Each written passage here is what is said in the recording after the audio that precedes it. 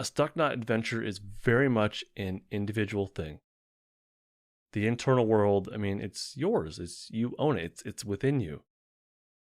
I can't access that. No one else can psychically access that. It really is this sort of individual endeavor. But, however, we do affect each other. People in our lives affect us. The environment affects us. And we affect the people in our life, and we affect our environment as well. When we set ourselves up for safety, like in our environment especially, maybe not especially, but let's say we're just alone. If we can organize our environment to feel safer, that can help us to go inward. So even though the Stuck Knot adventure is inside, the external world can provide cues of safety to help us to feel safe enough to look inward. Like going inward, it kind of requires that the stuck knot feels safe enough. And there's a concept from Dr. Porges' polyvagal theory called neuroception. Neuroception is this very primitive brainstem way of detecting safety and danger through our senses.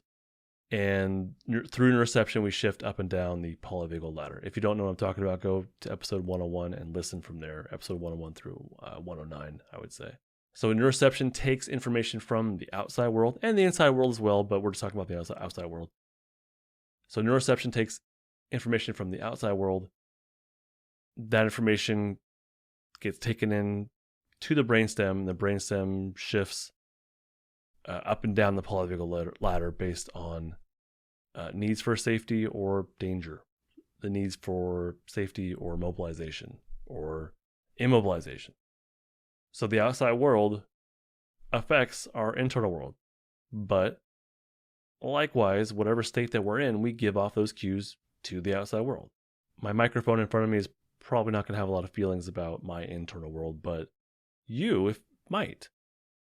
So whatever state I'm in is going to come through my voice. You're going to hear that, and that's going to have an impact on you. Same for my family, same for my coworkers. We absolutely affect each other and the outside world as well. So in part, being a stuck knot and doing the inner work on the individual in their inner world, part of that is to affect the outside world hopefully in a more positive way. So we do the inner work, and that will naturally lead to us improving our relationships in the outside world. That will naturally lead to us improving our work and our school productivity. We're going to have improved relationships. We're going to have better work-life balance and relationships and productivity, whether that's work or school. We're going to be meeting our goals, our external goals. We're going to, whatever milestone that we have ourselves as entrepreneurs or as students or just workers or as a spouse, we're going to meet those goals. Well, at least we'll be a lot more likely to meet those goals versus if we didn't do this inner stuck knot work and we just kind of stayed stuck in our defensive state. We're probably far less likely to meet these goals that we have for ourselves. As we do this work, we're going to get more access to our state of safety and social engagement. And this is going to naturally improve the relationships in our life. If we're in a defensive state, relationships can be a problem, no matter what that relationship is. If we have access to safety and social engagement, then we're just going to be better at being a part of these relationships, as for being an equal part of the relationship, being a co-regulative part of the relationship. So we do the inner work, which will end up affecting not only ourselves, but other people as well.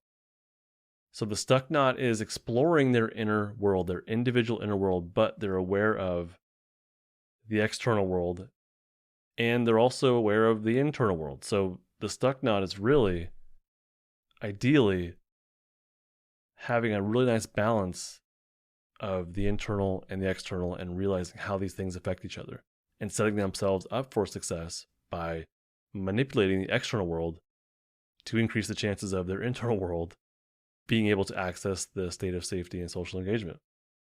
And that really is the treasure of the stuck knot. I mean, I've already kind of started to describe it. I said, I guess, like I said before, we're not in this for the riches. The goal is safety. The goal is connection.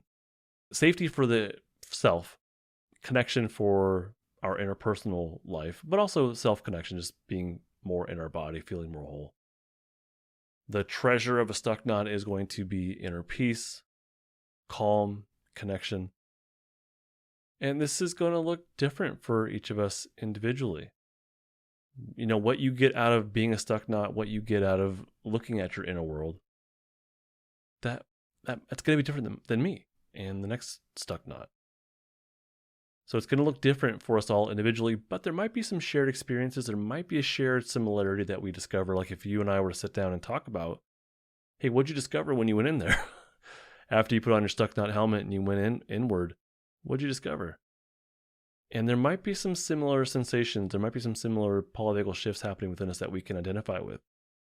But they are probably going to be slightly different experience as far as intensity or imagery or just sensations that happen within us in our bodies. It's not going to be exactly the same. The treasure of a stuck knot is, I think, for me, ultimately, it's changing of the self, feeling more whole, being more in our bodies, having more access to safety and social engagement, feeling competent, feeling powerful, feeling connected to the self. But this will directly lead to change for you on a family level. You're going to be more a part of your family. You're going to be a more patient parent. You're going to be a more empathetic spouse or partner. This is going to result in change for the communities that you're a part of as well. No matter what those communities are, you're just going to be a more productive, more empathetic, more caring individual in these communities. I mean, that's pretty damn awesome. So the inner world first, in my opinion, when it comes to being a stuck knot, the inner world first, then the external. Now, you as an individual might need co-regulation. Actually, we all do. We all need co-regulation. All right, so we're talking here about individual autonomy in a co-regulative and shared communal world. So these things go hand in hand. If you need co-regulation, which we all do, but if you need co-regulation, I can't give that to you unless I'm self-regulated. And that's not going to happen until I first prioritize myself. This isn't selfish, this is self-interest. Self-interest is putting yourself first, but not at the expense of others.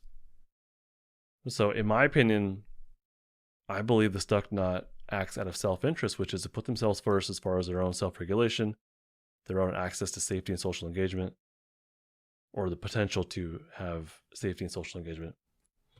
They put that first, and now they can offer themselves as a co-regulator to the rest of the world. And that might be something that you need. And nobody can give that to you until they're in their own safe and social state. So in my opinion, the stuck knot is doing their own work out of self-interest, not out of selfishness, not out of anybody else's, not at the expense of anybody else, but they're putting themselves first in that way. So they're working on their inner world, then that's going to translate to the external world. The stuck knot is going to find the boundary of themselves and of others. Other people's happiness is ultimately out of our control, my control, your control. There's a boundary there. There's just only so much that we can do. But on this side of the boundary where I exist, I can definitely do a lot there. I can do a lot to work on myself, just like you can on your end of the boundary. And then we're going to meet in the middle. Ideally, we're going to meet in the middle and provide co-regulation to each other, right? Or I hope. Co-regulation, obviously very helpful, kind of necessary. We are a social species. We need each other, and we need each other to be in safety. So it's helpful, very helpful. And in a sense, maybe it's a tool we can use. I don't want to say that because it's out of our control. We can't control other people giving us co-regulation. And we can't compel other people to give us co-regulation either. That doesn't seem right. You can't force someone to co-regulate. So I don't want to call it a tool, and I'm not gonna, but it is something that we can accept. So it's more like a gift. Maybe it's not a tool. I think it's more like a gift that we can accept graciously and with appreciation, and then hopefully integrate that more into our own potential to reach safety and social engagement, our own ventral vagal pathways. So we work on the internal to become the co-regulator for others. We cannot compel others to be what we need. I'm sorry, but you can't. That is not the goal. That is not the treasure of a stuck knot, is not to compel others to be what we need. First, the goal is to be for ourselves what we need. That might seem backwards, but I don't see another way around it, because we can't compel others. We don't control the people, right? You know that. So I'm just saying it out loud. So we first have to act out of our own self-interest and do our own work. And the more we can do that, the more we can be of help to others, which is also extremely important. We need each other. We do. If you're interested in building safety anchors, go to justinlmft.com. The sooner you can be in your own safe and social state, the sooner you can be that person for the next stuck knot that is just starting on their journey. They got their brand new helmet. It's not dirty at all. There's no scratches on it. They stick that thing on. They're excited, but they're terrified. And they need, just like all of us, some level of co-regulation. So the sooner you can be in your own safe and social state, the sooner you can provide that or offer that to someone in your life that needs it. And I think building safety anchors can be of help to you. Again, 30 days, learning and doing, bite-sized doses, not about tapping into painful stuff. It's just about building the capacity to be in your own safe and social state. Thank you so much for listening. I do hope you've learned something new to help you climb your own polyvagal ladder, and just maybe having the wonderful idea of being a stuck knot, being a part of this thing with me. Maybe that's like a top-down approach that can kind of help you out. I'd love to know what you think about it. I would love to know what you think of yourself as a stuck knot. We have at least one more episode. We're going to talk about the tools of a stuck knot. If you like this episode, do me a favor though and share it with someone that you think will benefit. And if you are listening to this on a podcast or on YouTube, make sure you subscribe and hit a bell if you need to. I don't know what you're listening to this on. Hit a bell if there's a bell. So whatever platform you're on, give it a subscribe, please. And that way you should get updated immediately with every week's new episode. Bye.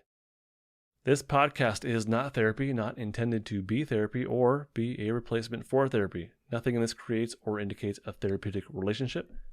Please consult with your therapist or seek for one in your area if you are experiencing mental health symptoms. Nothing in this podcast should be construed to be specific life advice. It is for educational and entertainment purposes only. More resources are available in the description of this episode and in the footer of justinlmft.com.